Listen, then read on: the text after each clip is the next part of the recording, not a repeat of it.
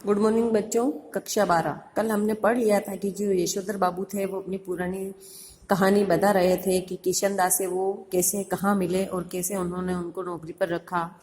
ठीक है, आज हम उसके आगे से पढ़ेंगे।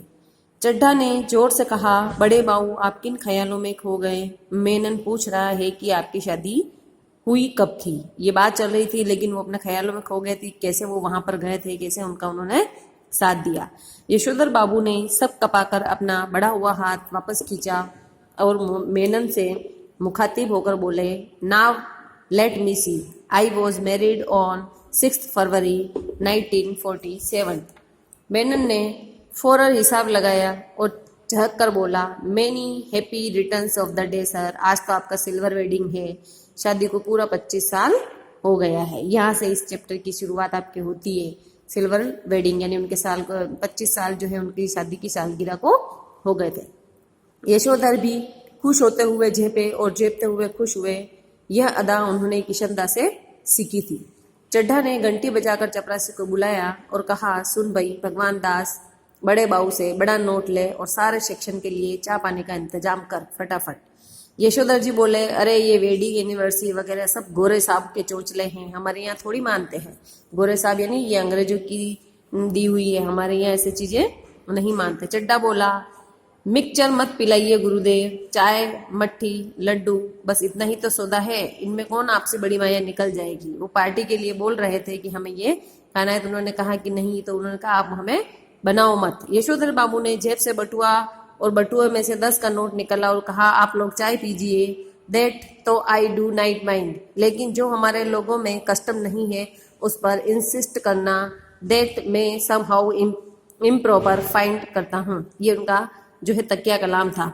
चड्ढा ने 10 का नोट चपरासी को दिया और पुनः बड़े बाऊ के आगे हाथ फैला दिए कि एक नोट से सेक्शन का क्या होगा, रुपए 30 हो तो चुग्गे भर का जुगाड़ करा सकेंगे। छोटे से छोटा नाश्ता भी हम करेंगे तो 10 रुपए में तो कुछ भी होने वाला है। बहुत पुरानी बात है, इसलिए यहाँ पर 10 रुपए में भी बहुत कुछ हो जाता था। सारा सेक्शन जानता था कि यशोधर बाबू अपने बटुए से 150 रुपए हमेशा रखते हैं, भले ही उनका दैनिक खर्च नगण्य हो। नगण्य यानी कुछ भी नहीं हो। और तो और बस टिकट का खर्च भी नहीं। गोल मार्केट से सेक्रेटेरिएट तक पहले साइकिल में आते जाते हैं, उधर पैदल आने जाने लगे क्योंकि उनके बच्चे आधुनिक युवा हो चले हैं और उन्हें अपने पिता का साइकिल सवार होना सख्त नागवार गुजरता है। यानी जो ये पहले साइकिल पे आते थे, लेकिन इन बच्चों को पसंद नहीं था कि उनके जो पिता हैं वो सरकारी नौकरी में होने के बावजूद जो है साइकिल पर जाए, तो उन्होंने साइकिल दूसरे साधन न खरीद के पैदल जाना शुरू कर दिया। बच्चे चाहते थे कि पिताजी स्कूटर ले लें, लेकिन पिताजी को समहाउ स्कूटर निहायत बेहुदा सवारी मालूम होती थी, उन्हें पसंद नहीं था। और कार जब अफोर्ड ही नहीं की जा सकती तब उसकी बात सोचना ही क्यों।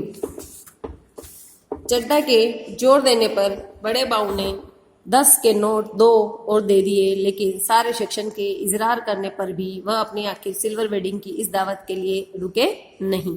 यानी उन्होंने पैसे तो दे दिए लेकिन वो उसके लिए रुके नहीं कि आप लोग चाय नाश्ता कर लीजिएगा।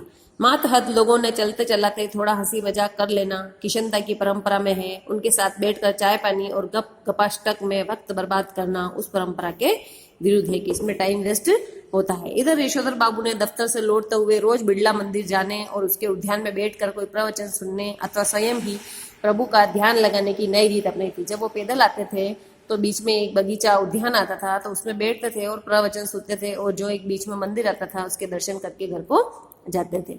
यह बात उनके पत्नी बच्चों को बहुत अखरती थी, यानी उन्हें पसंद नहीं था। आज की जो नई जनरेशन है उन्हें ऐसा पसंद नहीं आता है कि उनके माँ बाप जो है पैसा होने के बावजूद भी पैदल चले या ऐसे मंदिर जाए या ऐसे प्रवचन सुने। सबके अलग अलग होता है। बब्बा आप कोई बुढ़े थोड़ी हो जो रोज रोज मंदिर जाएं, इतने ज्यादा व्रत करें, ऐसा कहते हैं वे। यशोधर बाबू इस आलोचना को अनसुना कर देते हैं। सिद्धांत के धनी की किशनदा के अनुसार यही निशानी है। उनके बच्चे जो है उन्हें बार बार इस बात के लिए बोलते थे कि आप बुढ़े थोड़ी है जो मंदिर जाते हैं, इतना व्रत करते हैं, लेकिन उनके किशनदा ने उन्हें बताया था कि अगर आपको बात आपकी सही लग रही है और दूसरों को नहीं लग रही और वो कुछ कहते हैं तो अपना सिद्धांत यही है कि आप उस बात को सुनकर अनसुना कर दें, उस पर सवाल न उठाएं। बिड़ला मंदिर से उठकर यशोधर बाबू पहाड़गंज जाते और घर के लिए साग सब्जी खरीद लाते। किसी से मिलना मिलाना हो तो वह भी इसी समय कर लेते, तो भले ही दफ्तर 5 बजे छूटता तो वह घर 8 बजे से पहले नहीं पहुंचते।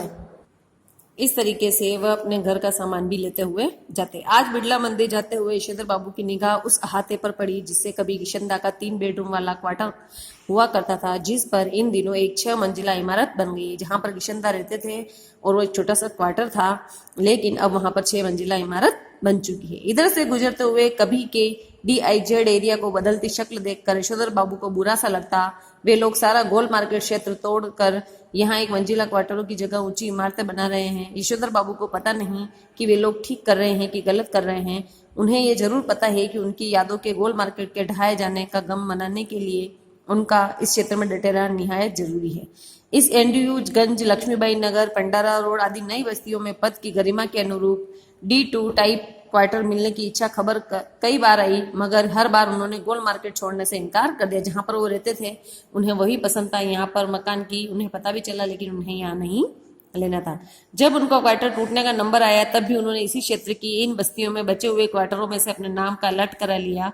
पत्नी के ये पूछने पर कि जब यह भी टूट जाएगा तब क्या करोगे, उन्होंने कहा तब की तब देखी जाएगी। कहा और उसी तरह मुस्कुराए जिस तरह की किशनदा यही फिक्रा कर मुस्कुराते थे। आज यही पढ़ेंगे, इसके आगे क्या होता है वो हम कल पढ़ेंगे। Thank you.